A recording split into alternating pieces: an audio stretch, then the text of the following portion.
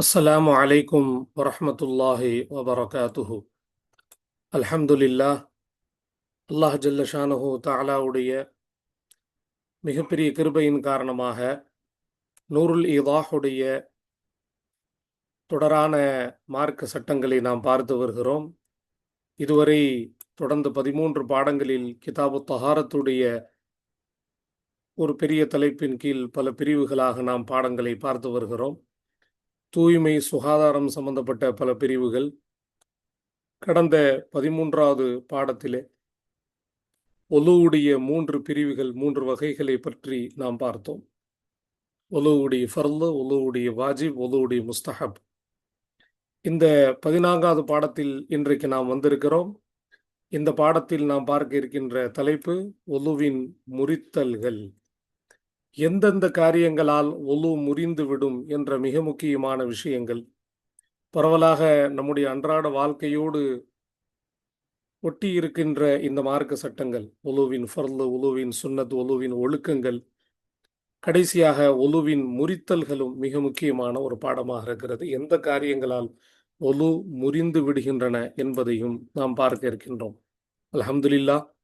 இந்த சேவைகள் எவ்வித தொய்வின்றி தொடர்ந்து நடைபெறுவதற்காக தாங்கள் துஆ செய்யுங்கள். இன்னும் நமது ரகீப் கல்வி அறக்கட்டளைக்கு ஆதரவுகள் தாருங்கள். அக்கௌண்ட் டீட்டெயில்ஸ் இருக்கின்றன. கியூஆர் ஸ்கேனிங் கோடு இங்கே கொடுக்கப்பட்டிருக்கின்றன. தங்களுடைய பொருளாதார உதவிகள் செய்து அல்லாஹ்வின் நெருக்கத்தை அடையுமாறு கேட்டுக்கொள்கிறோம். நன்மையில் ஒன்று சேர்வோம், முந்திக் கொள்வோம். அல்லாஹு தாலா நல்லருள் புரிவானாக. அல்ஹம்துலில்லாஹ். இந்த பாடத்தினுடைய தலைப்பு முஸன்னிஃப் அலைஹிர் ரஹ்மா கூறுகிறார்கள், ஃபஸ்லுன், இது ஒரு பிரிவு, ஃபி நவாகிதில் வுதூஇ, வுதூவுடைய முறிக்கக்கூடிய விஷயங்களை பற்றி உள்ள பிரிவு அல்லது பாடம். நவாகித், நாகித் உடைய ஜமாக, பன்மை. நாகித் முறிக்கக்கூடியது, நவாகித் என்பது நாகித் உடைய பன்மையாக இருக்கிறது. ஒலுவை முறிக்கக்கூடிய விஷயங்களை பற்றி உள்ள பாடமாக இருக்கும். நக்கத அப்படிங்கிற அரபி வார்த்தை உடைத்தான் அப்படிங்கிற அர்த்தத்தை கொண்டு இருக்கு. நக்கத என் கூது, அவன் ஒரு ஆண் உடைத்தான், உடைப்பான். பொதுவாக இந்த நக்கதங்கிற வார்த்தை பொருட்களோடு இணைக்கும் போது, வஸ்துக்களோடு இணைக்கும் போது அந்த பொருளை சேதப்படுத்துறதுங்கிற அர்த்தத்தில் வரும். உதாரணமாக நக்கதல் ஹாயித, சுவரை இடித்து தள்ளினான், சுவரை சேதப்படுத்தினான். ஆனா அதே நக்கதங்கிற வார்த்தை இது போன்ற செயல்களோடு இணைக்கப்படும் பொழுது அந்த செயல்கள் மூலமாக ஏற்படக்கூடிய புரோஜனங்களை அழிப்பது, இல்லாமல் ஆக்குவது என்ற அர்த்தத்தோடு இது வரும். இப்போ இங்க கவனிக்கணும், ஒலுவின் மூலமாக தொழுகை ஜாயிஸு, குரானை தொடுவது ஜாயிஸு. இத்தகைய ஒலுவின் மூலமாக ஏற்படக்கூடிய புரோஜனங்களை அழிக்கக்கூடிய விஷயங்கள், ஒன்றுமில்லாமல் ஆக்கக்கூடிய விஷயங்கள் தான் இந்த நவாக்கில் சுருக்கமாக நாம் முறித்தர்கள் என்று சொல்லுகிறோம். ஒலுவின் முறிக்கக்கூடிய விஷயங்களை பற்றி உள்ள பாடமாக இது இருக்கும். அல்ஹம்துலில்லாஹ். வாசகத்தை நாம் பார்ப்போம். யன்குதுல் வுதூஅ இஸ்னா அஷர ஷைஅன். யன்குதுல் வுதூஅ இஸ்னா அஷர ஷைஅன். ஒலுவை முறித்துவிடும், ஒலுவை முறித்துவிடும். இஸ்னா அஷர ஷைஅன், 12 விஷயங்கள். இஸ்னா அஷர என்பது என்குதுவுடைய ஃபாயிலாக இருக்கும். வுதூஅ என்பது அதனுடைய மஃஊலாக இருக்கும். மஃஊல் முகத்தம், ஃபாயில் முஅக்கர் பிற்படுத்தப்பட்டிருக்கும். இஸ்னா அஷர முமையிஸ், ஷைஅன் தமீஸ், தமீஸுடைய அடிப்படையில் இதற்கு நஸப் கொடுக்கப்பட்டிருக்கின்றன. 12 விஷயங்கள் வுதுவை முறித்து விடுகின்றன, முறித்து விடும். பரவலாக நாம 8 விஷயங்கள் என்று நாம் படிச்சிருப்போம். ஆனால் முஸன்னிஃப் அலைஹிர் ரஹ்மா 12 விஷயங்களுக்கு சொல்றாங்க. இது ஒன்றும் மாற்றமான விஷயம் இல்லை. என்றால் ஃபுகஹாக்களுடைய ஆய்வு இருக்கிறது, அது பலதரப்பட்டதாக இருக்கும். குறிப்பாக நூருல் ஈதாஹினுடைய தொகுப்பாளர் ஹசன் ரஹ்மத்துல்லாஹி அலைஹ் ஒரு தனி ஆய்வோடு தான் இவர்கள் இந்த கிதாபை எழுதியிருக்கிறாங்க. மற்ற கிதாபுகளில் நமக்கு கிடைக்காத நிறைய நுணுக்கமான விஷயங்களை நமக்கு தரக்கூடிய கிதாபு தான் இந்த நூருல் ஈதாஹ் நஜாத்துல் அர்வாஹ். அந்த வகையில் இவங்க 8ஓட +4 12 விஷயங்களை இங்க கொடுக்குறாங்க. இது இவர்களுடைய ஆய்விலே இவர்கள் கொண்டு வந்திருக்கிறார்கள். தொடராக நாம் பார்ப்போம் 12 விஷயங்கள் என்ன, அல் அவ்வலு முதலாவது, மா ஹரஜ மினஸ் சபீலைனி இல்லா ரீஹுல் குபுலி ஃபில் அஸஹ்ஹி. மா எந்த ஒன்று ஹரஜ வெளியானதோ, மினஸ் சபீலைனி இரண்டு வழிகள் அல்லது இரண்டு துவாரங்களிலிருந்து, சபீலைன் தஸ்னியா, இரண்டு வழிகளிலிருந்து அல்லது துவாரங்களிலிருந்து எந்த ஒன்று வெளியானதோ இது உலுவை முறித்துவிடும். இல்லா ஆனால் ரீஹல் குபுலி, ரீஹல் குபுலியும் படிக்கலாம், ரீஹுல் குபுலியும் படிக்கலாம்.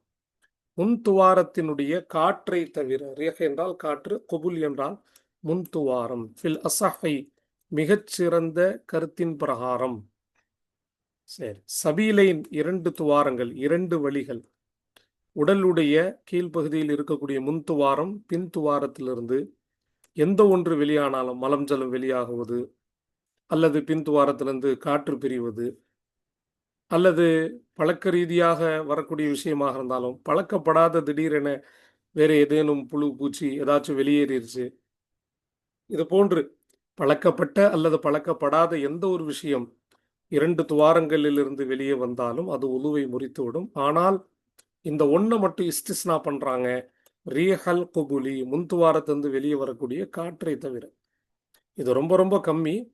முன் துவாரத்திலிருந்து காற்று பிரிவு என்பது ஏற்படாது. ஒருவேளை யாருக்கேனும் உடலுடைய அந்தரங்க அமைப்பில் ஒரு மாற்றம் ஏற்பட்டு அப்படி வெளியே வந்தாலும் இது உலுவை முறிக்கக்கூடிய செயலாக பார்க்கப்படாது. இது மிகுதமான ஃபுகஹாக்கள் இடத்தில்.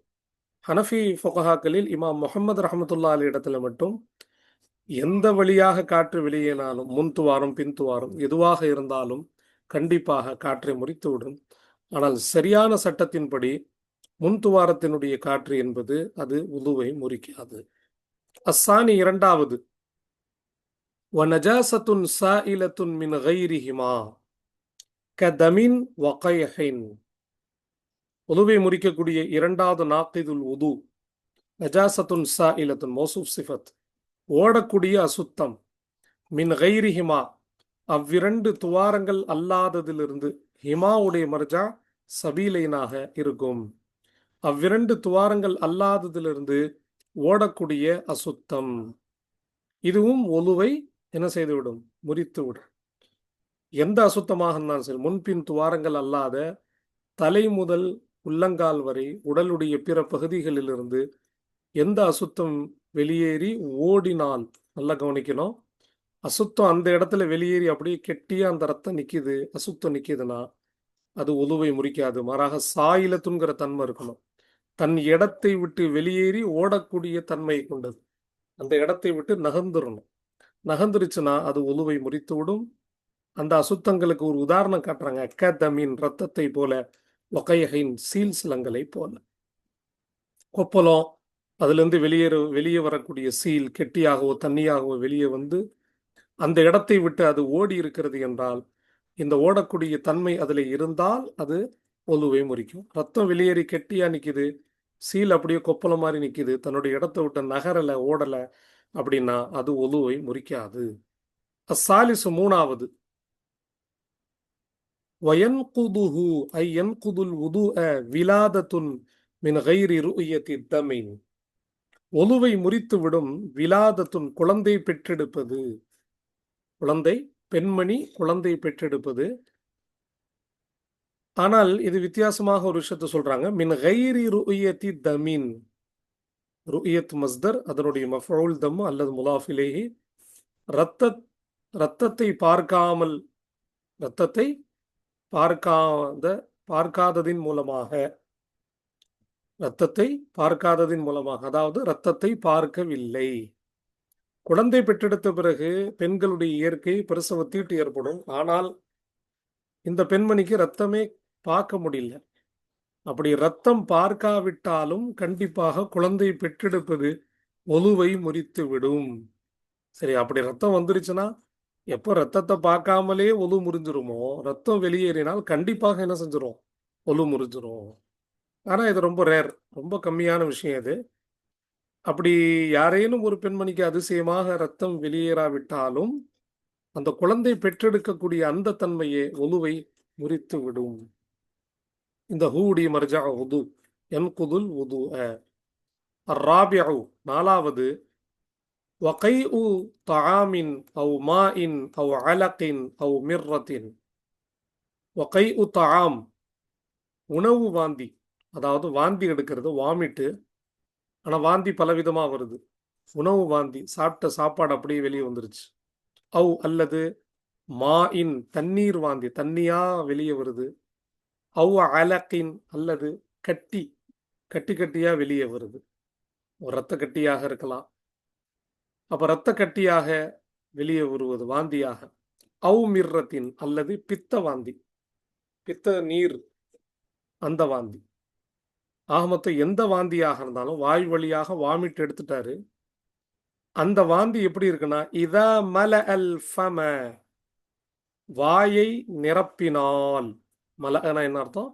வாயை, அந்த வாந்தி, மலவுடைய ஃபாயில் கை, இதா மல அல் கை அல் ஃபம அப்படின்னு அர்த்தம். அந்த வாந்தி ஆகிறது வாயை நிரப்பி விட்டால், வாய் நிரம்ப எடுக்கிறார். சில பேர்த்துக்கு சும்மா அப்படியே எச்சி துப்புற மாதிரி வரும், உமிழ்நீர் துப்புற மாதிரி வரும். ஆனால் அந்த விஷயம் ஒதுவை முறிக்காது. இந்த ஷர்த்து வைக்கிறாங்க, இதா மல அல் ஃபம, வாயை நிரப்பினால். அப்போ இது ஷர்த்தே முஅக்கர், இது ஜஸாயே முகத்தம். இதா மல அல் ஃபம, வாயை நிரப்பினால். வஹுவ அதுவாகிறது. வாயை நிரப்புதல் என்றால் என்ன? அதனுடைய தன்மை என்ன? இந்த ஹுவோடைய மர்ஜா மல் உல் ஃபம், வாயை நிரப்புதல். அதனுடைய விளக்கத்தை சொல்றாங்க. ஹுவ அதுவாகிறது, மா அந்த ஒன்றாக இருக்கும். லா யன்தபிகுன் சில இபாரத்தில் வருது, லா யுத்பிகுன் சில இபாரத்துகளில் வருது, சில பிரிண்டிங்கில். மா லா யுத்பிகு அலைஹில் ஃபமு இல்லா பி தகல்லுஃபின். லா யுத்பிகு என்ற முத்தாத்தி வந்தால் இது ஃபம கூட படிக்கலாம். மா லா யுத்பிகு அலைஹில் ஃபம இல்லா பி தகல்லுஃபின் அலல் அஸஹி. என்ன சொல்றாங்க? வாயை நிரம்ப என்றால் என்ன? அதாவது வாயை அதன் மீது மூட முடியாமல் இருக்குமே. லா யுத்பிகு அலைஹி அல்ஃபம, அந்த வாந்தியின் மீது தன்னுடைய வாயை முழுமையாக அடைத்து வளைத்து கொள்ள முடியாத, மூட முடியாத அளவு இருக்குமே. இல்லா பி தகல்லுஃபின், ஆனால் சிரமத்தை கொண்டே தவிர. வாய் நிரம்பனா என்ன அர்த்தம்னா, வாயை மூட முடியாத அளவுக்கு வாய் நிரம்ப வாந்தி வருது. அப்போ இந்த வாந்தி தான் மல் உல்ஃபம், இந்த வாந்தி தான் ஒலுவை முறித்துவிடும். அலல் அசஹை, மிகச்சிறந்த கருத்தின் பிரகாரம். அப்போ ஃபம என்பது யுத்துபிக்குடைய மஃஊலாக வைத்துக் கொள்ளலாம். அந்த வாயை என்ன செய்ய முடியாது, சுத்தமாக மூட முடியாத அளவுக்கு அந்த வாய் நிரம்ப வாந்தி எடுத்தல் என்பது ஒலுவை கட்டாயமாக என்ன செய்துவிடும், முறித்து விடும் என்று தெளிவுபடுத்துகிறார்கள். அப்போ இந்த இடத்துல நம்ம கவனிக்கிறோம், வாந்தியுடைய தன்மை இப்படி இருக்கிறதா என்று இந்த இடத்துல ஆய்வு செய்ய வேண்டிய கடமை இருக்கிறது. சும்மா கொஞ்சோன்னு வாந்தி வருது, எச்சி மாதிரி வருது, உமிழ்நீராக வருது. சில பேர்த்துக்கு நெஞ்சு கரிப்பு ஏற்படும்போது திடீர்னு வாய் வழியாக சாப்பிட்ட விஷயங்கள் கொஞ்சம் வெளியே வரும், உமிழ்நீரோடு வரும். இதுவெல்லாம் என்ன செய்யாது, ஒலுவை கட்டாயமாக முறிக்காது அப்படின்னு சொல்றான். அடுத்து நாம பார்க்கிறோம், வயுஜ்மஉ முத்தஃபர்ரிகுல் கைஇ, வயுஜ்மஉ முத்தஃபர்ரிகுல் கைஇ அப்படிங்கிறாங்க. இதத்தஹத சபபுஹு. யுஜ்மஉ முதாரி மஜ்ஹூல் முஸ்பத், ஒன்று சேர்க்கப்படும். அதாவது ஒருத்தர் வாந்தி எடுத்து முடிச்சிட்டார், உது முறிஞ்சிச்சா இல்லையான்னு கண்டுபிடிக்க முடியல. அப்படின்னா என்ன சொல்றாங்கன்னா, யுஜ்மஉ ஒன்று சேர்க்கப்படும், முத்தஃபர்ரிகுல் கைஇ வாந்தியின் செதறிய பாகங்களை, இதத்தஹத சபபுஹு அதனுடைய காரணம் ஒன்றாக இருந்தால். ஒன்று சேர்க்கப்படும்னா அதாவது ஒரு ஆய்வு செய்யறதுன்னு அர்த்தம். வாந்தி எடுத்து ஒன்று சேர்க்கறது இல்லை, அது நஜிஸ். ஆய்வு செய்யணும். பல இடங்கள்ல ஒருத்தர் வாந்தி எடுத்துட்டார், திடீர்னு ஒருத்தர் எடுக்கிறாரு, கொஞ்சம் தூரம் நகர்ந்து போய் அங்கே எடுக்கிறாரு, கொஞ்சம் தூரம் நகர்ந்து போய் எடுக்கிறாரு, இல்லை ஒவ்வொரு தடவையும் விட்டு விட்டு வாந்தி எடுக்கிறார். இதுதான் வாந்தியினுடைய சிதறிய விஷயங்கள். ஒரே நேரத்தில் வாந்தி எடுக்காம கொஞ்சம் கொஞ்சமா வாந்தி எடுக்கிறார் அப்படின்னா ஒலு முறியுமா முறியாதா? யுஜ்மஉ ஒன்று சேர்க்கப்படும். இதத்தஹத சபபு அதனுடைய காரணம் ஒன்றாக இருந்தால் ஒன்று சேர்க்கலாம். ஆனால் ஒரே உமட்டல்ல கொஞ்சம் கொஞ்சமா வாந்தி எடுத்திருக்கிறாரு, அப்போ ஒன்று சேர்த்து பார்க்கும்போது தெரியுது இவர் நிறைய வாந்தி எடுத்திருப்பாரோ என்று நமக்கு தோணுதுன்னா அப்போ அந்த வாந்தி ஒலுவை முறித்து விடும். ஆனால் கொஞ்சம் கொஞ்சமாக அங்கங்கே எடுத்திருக்கிறார், பார்த்தா எல்லாமே கம்மியாக தான் இருக்கு. அது வாயை நிரப்பக்கூடிய அளவுக்கு அது இல்லை, கொஞ்சோண்டு தான் இருக்கு. அப்படின்னா அந்த வாமிட்டு, அந்த வாந்தி ஒலுவை முறிக்காது. இப்போ இந்த இடத்துல நம்முடைய ஆய்வு தான் பதில் சொல்லும், இந்த வாந்தி ஒலு முறிக்குமா முறிக்காதா அப்படின்ட்டு. இஜ்மாஉ முத்தஃபர்ரிகுல் கை ஷர்த் முஅக்கர், இது ஜஸா முகத்தம், இதத்தஹத சபபுஹு என்பது ஷர்த் முஅக்கராக இருக்கிறது. அதனுடைய காரணம் ஒன்றாக இருந்தால் இத்தஹதவுடைய ஃபாயில் தான் சபபுஹு. சரி வாருங்க, அல் ஹாமிசு ஐந்தாவது, ஒலுவின் முறித்தல்களில் ஐந்தாவது என்ன? வதமுன் கலப அலல் புசாக் அவு சாவாஹு. ஒரு ரத்தம் வாய் வழியாக வெளியே வருது. எப்படி வருதுன்னா கலப, அது மிகைத்து விட்டது அந்த ரத்தம், அலல் புசாகி, வாயின் உமிழ் நீரை விட அது மிகைத்து விட்டது. அவு சாவாஹு, அல்லது உமிழ் நீருக்கு சமமாக இருக்கிறது. பாதி ரத்தமா தெரியுது, பாதி உமிழ் நீரா தெரியுது. அல்லது ரத்தம் ரொம்ப அதிகமா இருக்கு, உமிழ் நீர் கொஞ்சம் கம்மியா இருக்கு. அப்படின்னா இந்த ரெண்டு நேரத்திலும் இந்த ரத்தம், வாய் வழியாக வெளியே வரக்கூடிய ரத்தம் ஒலுவை முறித்து விடும். என்னால் ஏற்கனவே சொன்ன மாதிரி நஜாசத்துன் சாயிலால இது வந்துருச்சு, ஓடக்கூடிய அசுத்தமாக இது வந்துருச்சு. அதனால உமிழ்நீரை விட அதிகமாகவும் இருக்கு, அல்லது உமிழ்நீருக்கு சமமாக இருக்கிறதுனால இந்த ரத்தம் ஒலுவை முறித்து விடும் அப்படிங்கிறார். அடுத்து பார்ப்போமா? அஸ்ஸாதிசு ஆறாவது, வனௌமுன் லம் ததமக்கன் ஃபீஹில் மக்அதது மினல் அர்து. மிக்அதது மக்அதது ரெண்டு விதமாக படிக்கிறது. ஆறாவது ஒரு தூக்கம். ஒரு தூக்கம், எத்தகைய தூக்கம்? இந்த நௌமுடைய சிஃபத் தான் இவ்வளவு பெருசா சொல்றாங்க. லம் தத்மக்கன் ஃபீஹில் மக்அதது மினல் அர்தி. எத்தகைய தூக்கம்? லம் தத்தமக்கன், பிடிபடவில்லை, உறுதியாக இருக்கவில்லை. ஃபீஹி, அந்த தூக்கத்திலே, அல் மக்அதது பித்தட்டு, தூங்கக்கூடியவனுடைய பெட்டக்ஸ் இருக்குல்ல, பித்தட்டு, மினல் அர்தி, பூமியிலே. அப்போ பித்தட்டாகிறது பூமியிலே, அந்த தூக்கத்திலே முழுமையாக பிடிபடவில்லை, உட்காரவில்லை. தூக்கம் எப்படிப்பட்ட தூக்கம்னா, அந்த தூக்கத்துல இவருடைய பித்தட்டு பூமியில உட்காராத அளவுக்கு ரொம்ப ஆழமான தூக்கம். பூமியில இறுக்கமாக உட்கார்ந்து ஒருத்தர் உட்கார்ந்த நிலையிலேயே தூங்குறாங்க பார்த்தீங்களா? சில பேர் சஃபில் உட்காந்து, இந்த மாதிரி சில பேர் உட்காந்து அப்படி தூங்குவாங்க. ஆனா இறுக்கமா பூமியில உட்கார்ந்துருப்பாங்க. அந்த தூக்கம் ஒலுவை முறிக்காது. இது என்ன தூக்கம் அப்படின்னா, அதாவது தன்னுடைய பித்தட்டு பூமியில உட்காரவே இல்லை, அந்த அளவுக்கு ரொம்ப ஆழமா தூங்குறாரு. இப்போ இதனால என்ன ஆகும்? பொதுவாக பித்தட்டு பூமியில உட்காரலங்கிற போது இந்த தூக்கத்தின் மூலமாக உடலுடைய உள் உறுப்புகள், எலும்புகள் கொஞ்சம் லூஸ் ஆகி காற்று பிரிவுக்கான வாய்ப்புகள் அதிகமாக இருப்பதால் தான் இந்த தூக்கம் ஒலுவை முறித்து விடுகிறது. அதே அவருடைய பித்தட்டு பூமியில இறுக்கமா இருக்குன்னா காற்று பிரிவுக்கான வாய்ப்புகள் கம்மி. அதனாலதான் இந்த ஷர்த்தை இந்த இடத்துல சொல்றாங்க. அடுத்து பார்ப்போமா? அஸ்ஸாபிஉ ஏழாவது, وارتفاع مقعدة نائم قبل انتباهه وإن لم يسقط. இன்னொரு தூக்கத்தை சொல்றாங்க. மக்காதா என்றால் பித்தட்டு, இருத்திஃபா என்றால் எழுந்து விடுவது, நாயிம் என்றால் தூங்கக்கூடியது. தூங்கக்கூடியவனுடைய பித்தட்டு எழுந்து விடுவது, கபல இன்திபாகி, அவன் தூக்கத்தை விட்டு எழுவதற்கு முன்னால், எழுந்திருப்பதற்கு முன்னாலேயே அவனுடைய பித்தட்டு பூமியிலிருந்து எழுந்து விடுவது. தூங்க ஆரம்பிக்கும் போது பூமியில உட்கார்ந்துருந்தான், ஆனா தூங்கி எந்திரிச்ச பிறகு பார்த்தா அவனுடைய பித்தட்டு பூமியிலிருந்து எழுந்திருச்சு, கீழே படுத்துட்டான் அல்லது வேறு பக்கமாக சாஞ்சிட்டான். அப்ப இந்த தூக்கமும் இந்த நிலையும், இந்த தூக்கத்தின் இந்த நிலையும் ஒலுவை முறித்துவிடும். இல்லம் யஸ்குத், அவன் கீழே விழாமல் இருந்தாலும் சரியா, சகத்தை விழுந்தான். இல்லம் யஸ்குத், வாவ் ஒஸ்லியா, ஒஸ்லியாவுடைய வாவ் ரெண்டு வாசகத்துக்கு நடுவில் இப்படி வரும். இல்லம் யஸ்குத், அவன் கீழே விழாமல் இருந்தாலும் சரியே, ஆனா அவனுடைய பித்தட்டு பூமியை விட்டு பிரிஞ்சு எழுந்து விட்டதால் இந்த தூக்கம் ஒலுவை முறித்துவிடும். வெளிப்படையான கருத்தின் அடிப்படையிலே.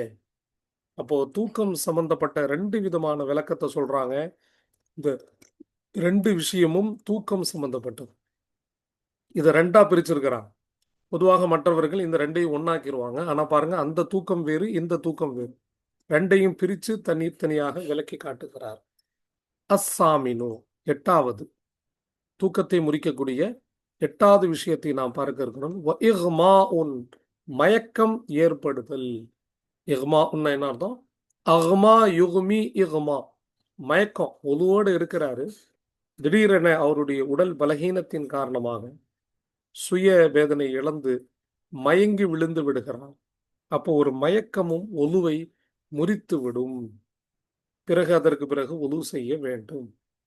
அத்தாசிஉ, ஒன்பதாவது என்ன சொல்றாங்க? வஜுனூனுன், ஒன்பதாவது என்னது? வஜுனூனுன்,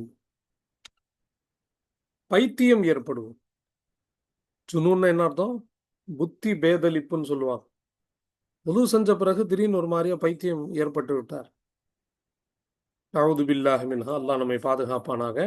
அப்ப இந்த பைத்தியம் ஏற்படுவது இதுவும் ஒலுவை முறித்து விடுகிறது. உது செய்யும்போது நல்லா இருந்தாரு, திடீர்னு உலுவுக்கு பிறகு ஒரு மாதிரி ஆயிட்டார். இது ரொம்ப ரேர்.